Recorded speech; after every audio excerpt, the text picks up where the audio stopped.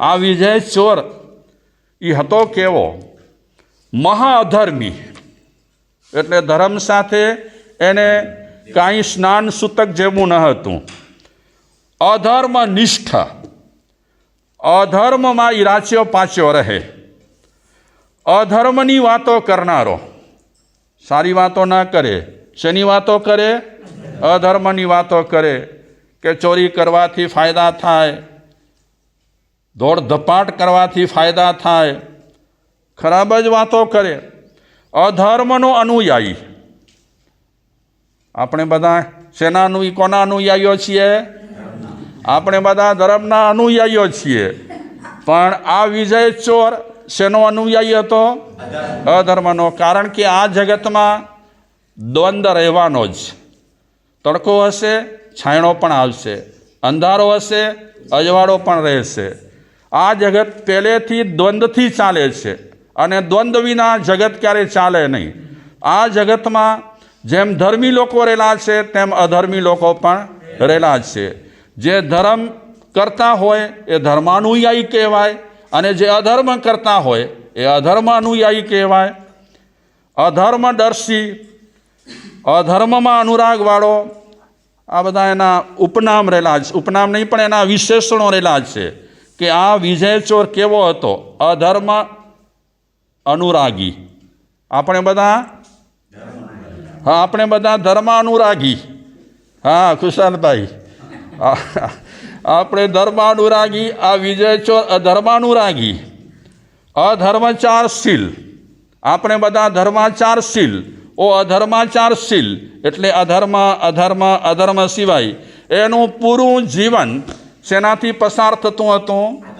અધર્મથી પસાર થતું હતું. ભાગ્યશાળીઓ, આપણે પણ સદુપયોગ કરીએ છીએ, આપણે પણ ઉપયોગ કરીએ છીએ આ જીવનનો. અને એ આવા લોકો પણ ઉપયોગ કરે છે. ફરક તો રહેલો છે નથી?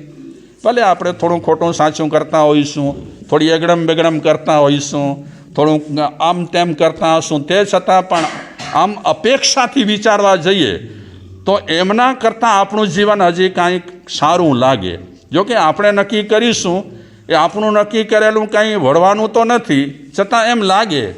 ભાગ્યશાળીઓ, આપણે ધર્મ કરતા હોઈએ તો કંઈક માનસિક દશામાં કંઈક તો ફરક હોય ને? ન હોય? માની લો કે આપણે ચોરી ચપાટી કરતા હોઈએ તો ત્યારે માનસિક દશામાં કંઈ ફેરફાર તો હોય ને? આપણે ધર્મ કરતા હોઈએ તો ગભરાઈએ ના? ક્યાં? શું કામ ધર્મમાં ગભરાવાનું હોય? હા, માળા ગણીએ તો ગભરાતા ગણવાની માળા? હા, દાન દેતા હોઈએ તો ગભરાતા દેવાનું નહીં. ધર્મ ક્યારે પણ ગભરાતા ન કરાય, ન થાય. પણ અધર્મ છે ગભરાતા થાય ને? હા, કોઈને દારૂ પીવો છે, હમણાં માની લો, તમને નહીં પણ માની લો કોઈકને પીવો છે, તો એને ચારે બાજુ જરા ચોકસાઈ તો કરવી પડે કે નહીં?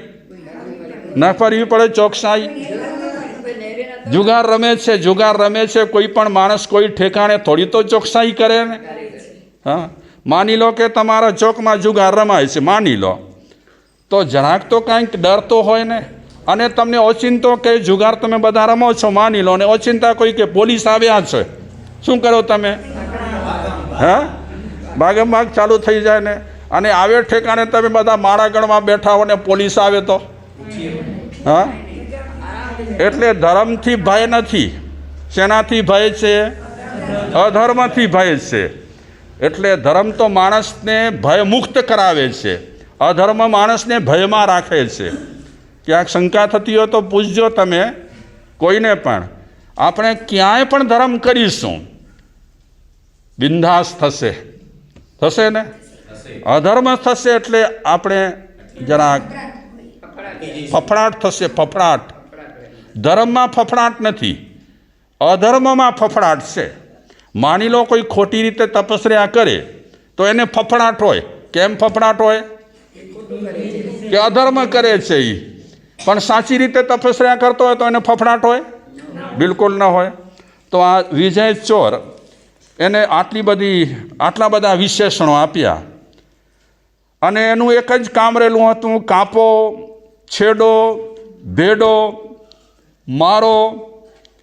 એ હંમેશા ચોરી કરવા જાય કે સાગરીતોને કાંઈ પણ શીખવાડે તો એ સાગરીતોને એક જ વાત શીખવાડતો હતો. કઈ વાત શીખવાડતો હતો? કાપો, છેડો, મારો, ભેડો. અને હંમેશા આ વિજય ચોરના હાથ શેનાથી ખરડાયેલા રહેતા હતા? હા, વિજયભાઈ મને જુએ છે હો. પછી મને લાઈટ થઈ કે આ વિજયભાઈ તો બેઠા છે. હા, વિજયભાઈ તમારું નથી હો આમાં, આ તો કથા છે બાપા. તો એના એ ચોરના હાથ 24 કલાક શેનાથી ખરડાયેલા રહેતા હતા? લોહીથી ખરડાયેલા રહેતા હતા. ઘણાના હાથ 24 કલાક માળાથી ભરેલા હોય ને, એ જ્યારે જોઈએ ત્યારે માળા ગણે.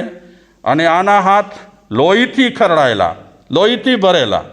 માળાથી આપણે ભરેલા રાખીએ હાથ તો બહુ બીક, જરા માત્ર બીક ન હોય, પણ લોહીથી ખરડાયેલા હાથ હોય તો વળી બકડાવાની બીક રહેલી હોય. તો આ ચોરના હાથ આવી રીતે લોહીથી ખરડાયેલા રહેતા હતા. અને આજુબાજુના તમામ નગરોમાં આ ચોરનું નામ કુખ્યાત હતું. ધર્મી માણસના નામ સુવિખ્યાત હોય, જ્યારે પાપી માણસોના નામ કુખ્યાત હોય. શૂરવીર હતો એ ચોર. હવે ઘડી વિજયનું નામ નહીં લો. એ શૂરવીર હતો ખૂબ જ, અને દ્રઢ પ્રહારી હતો. એક ચોર પણ થઈ ગયો દ્રઢ પ્રહારી, તેમ આ વિજય પણ દ્રઢ પ્રહારી. મતલબ કે એ પ્રહાર કરે તો એનો પ્રહાર ક્યારે પણ નિષ્ફળ ન જાય. અને શબ્દવેધી એ હતો, શબ્દવેધી બાણ કહેવાય. દશરથ મહારાજાએ આમાં જ ભૂલ કરી હતી, શબ્દવેધી બાણમાં જ. કોને બાણ માર્યું? હા હા, નહીં, શ્રવણને. આ શ્રવણ ક્યાંક પાણી ભરતો હતો અને ગુડુક ગુડુક ગુડુક અવાજ આવ્યો હશે પાણીનો, તો એ શબ્દવેધી બાણ છોડ્યો હતો. શ્રવણ દેખાયો ન હતો, કારણ કે દેખાય તો એ દશરથ મહારાજા કોઈ માણસનું શિકાર કરવા નીકળ્યા ન હતા, જાનવરનું શિકાર કરવા નીકળ્યા હતા. પણ શબ્દવેધી બાણ એમણે છોડ્યું શ્રવણ પર. આ શબ્દવેધી પણ એની પાસે હતો. કોની પાસે? હા, શબ્દવેધીનો અર્થ શું થાય? જોયા વિના લક્ષ્ય કરી અને બાણ છોડવું. તો એની પાસે આ શબ્દવેધી વિદ્યા પણ રહેલી હતી. તલવાર પણ સાથે રાખતો હતો. લાઠીના પ્રહારમાં પણ અગ્રગણ્ય હતો, કે લાઠીનો એક પ્રહાર કરે તો માણસને શું કરી દે? ત્યાં સુવાડી દે. યોદ્ધાઓમાં આ વિજય ચોર અગ્રગણ્ય હતો. ચોર, યોદ્ધા ન હતો, પણ અત્યારે હવે ચોરોનો મુખી થઈ ગયો, એટલે સેનાપતિ રહેલો છે. ચોરપલ્લીમાં 500 ચોરો હતા. ચોરપલ્લી જ્યાં હોય ને ત્યાં 500 ચોર હોય, વધારે ન હોય. આ સારું છે, 500થી વધારે ફિગર ઓછો આપે છે. તો આ 500 ચોરોના સેનાપતિ આ ચોર આ રીતે પોતાનું જીવન પસાર કરે છે. થોડીક આપણે એની ઓળખાણ લીધી કે કેવો છે કેવો નથી. આ વિજય ચોર કેવો હતો એનું વર્ણન કરે છે વિપાક સૂત્રમાં, કે એ ચોર પરસ્ત્રી લંપટ હતો, ગ્રંથિ ભેડક હતો. ગ્રંથિ ભેડક એટલે શું? કે ખીચા કાતરું, ગાંઠને ખોલી નાખે. આમને આમ પડ્યું હોય સામાન, અને ક્યાં પલાયન થઈ જાય, સામાન ગાયબ થઈ જાય, ખબર ન પડે. ઘણા લોકો કહે આપણે તો એસી વાળી શું કહેવાય પેલો ટ્રેનમાં, હા, એસી વાળી ટિકિટ કઢાવી છે, એટલે ફિકર જ નથી. પણ જેટલા ગડબડ ગોટાળા ને ચોરીઓ થાય ને એ એસીવાળા ડબ્બામાં જ થાય, કારણ કે એના સ્પેશિયલ હોય લોકો, આપણને ખબર પણ ન પડે. આપણે જેમ અપ ટુ ડેટ રહેલા હોઈએ તેમ એ લોકો પણ અપ ટુ ડેટ હોય, આપણને ખબર પણ ન પડે. આપણે એની સાથે ઓળખાણ કરવા માટે પણ ઈચ્છીએ, પણ એ ક્યારે તળિયા ઝાટક કરી નાખે નીચેથી ખબર ન પડે. બે ગામની આમ પડી હોય અને નીચેથી માલ સામાન ગાયબ. આની પણ એની પાસે ગ્રંથિ ભેડક હતો આ વિજય ચોર. કોઈની ગાંઠડીઓ છોડવી, આમ ગાંઠડીઓમાંથી માલ સામાન લેવું હોય તો ગાંઠડી આમને આમ દેખાય, માલ અંદરથી ગાયબ, ખિસ્સા પણ ખાલી. સંધિ છેડક. આ વિજય ચોર દિવાલોમાં એવા બાકોરા કરે, એવા ખાતર પાડે અને ચોરી કરે, ખબર ન પડે. અને એક મકાનમાંથી બીજા મકાનમાં ઘૂસી જાય, એ પણ એકદમ ઇઝીલી ઘૂસી જાય. આવી બધી કળા આની પાસે હતી. આપણે કળા છે ને, ચોરી કરવી કંઈ સહેલી વાત છે? હા, આપણે આમને આમ બેઠા હોઈએ અને આપણો ખિસ્સો ખાલી થઈ જાય. હા, અમારે ત્યાં ચેન્નઈમાં ઘણા દર્શનાર્થી આવતા, એ કંઈ અમે એસીવાડીમાં આવ્યા છીએ. અમે કીધું ભલે સારું, બહુ સરસ. પછી પાછા આવે ને, પોતાના સ્થાને પહોંચે પછી ફોન કરે કે મારે સાહેબ ગાયબ,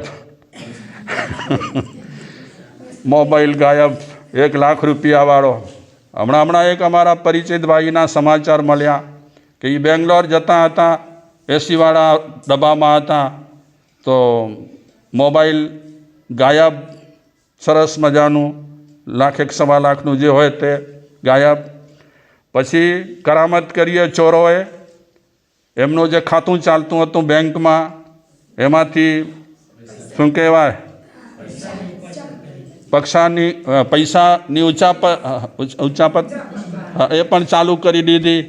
પછી એમણે કીધું મારા સાહેબ આ તો મને લાઇટ થઈ અને બેંકવાળાને ફોન કરી દીધો કે ભાઈ સાહેબ જરાક બ્રેક મારજો. એટલે હા, ખાતું બંધ કરી નાખજો. એટલે ખાતું બંધ થયું, ઠીક, નહીં તો સફાચટ. એટલે માણસો પાસે આ બધી કરામતો જ છે. જેમ જેમ જમાનો આગળ જશે તેમ તેમ આવી કળાઓ પણ માણસોમાં વિકસશે. હા, કારણ કે માણસો પાસે મોબાઈલો જ છે. એ માણસોને મોબાઈલમાં બેલેન્સ કપતી હોય, નવા મોબાઈલ ખરીદવા હોય તો કોકની તો હજામત કરવી પડે ને. હા, એ હજામત પછી આવી રીતે થતી રહેતી હોય છે. તો આ ચોર સંધિ છેડક હતો, ગ્રંથિ ભેડક હતો, જુગારી હતો, દુતારો હતો. અને જે લોકો પાસે પહેરવા માટે કપડાં ન હોય એ લોકોને કાંઈક મદદ કરતો હશે. અને બીજી બાજુ ઘણા લોકોના હાથ કાપી નાખતો એ ચોર, પછી ચોર પલીમાં રાખતો, નાક કાપી નાખતો, ચોર પલીમાં રાખતો. એવા લોકોને નગર દ્વારા બહિષ્કૃત જે લોકો રહેલા હોય, જેના કાન કાપી નાખ્યા હોય, નાક કાપી નાખ્યા હોય, ઘણાને બહિષ્કૃત કરે તો કાંઈક નિશાની રાખતા હશે. તો એવી રીતે નાક કપાયેલા જે લોકો રહેલા હોય, એને તિરસ્કૃત જે લોકો રહેલા હોય, નગરથી બહિષ્કૃત લોકો રહેલા હોય રાજા તરફથી, આ બધા લોકોને આ વિજય ચોર પોતાની પલીમાં રાખતો, આશ્રય દેતો. જે એકદમ એવા હોય રાજા તરફથી જેમને દંડ મળેલો હોય, શિક્ષા મળેલી હોય, એને ટેકો આપતો. કયા ગામની ના વાત છે આ? હા, પૂરી મતાલ. ક્યારેક આ ચોર ગામોનો નાશ કરતો. નાના ગામો રહેલા હોય, ખલાસ કરી નાખે. હવે આગળ જતાં એ ચોરની આપણે બીજી પણ વાતો કરીશું. એટલે આ ત્રીજા અધ્યયનમાં ચોરીની જ વાતો આવશે. આ વિજય ચોર કેવી રીતે ચોરીઓ કરે છે, ક્યાં ચોરી કરે છે, કેમ ચોરી કરે છે, એની થોડીક વાતો આવશે. અને ત્યાર પછી દુરુપયોગ કરે છે જીવનનો તો કર્મસત્તા એને સજા ફટકારશે. એનાથી પહેલાં એને ચગાવશે. ખૂબ ચગાવશે તો એ બાબતમાં આપણે વિચારીશું. અત્યારે આટલું જ.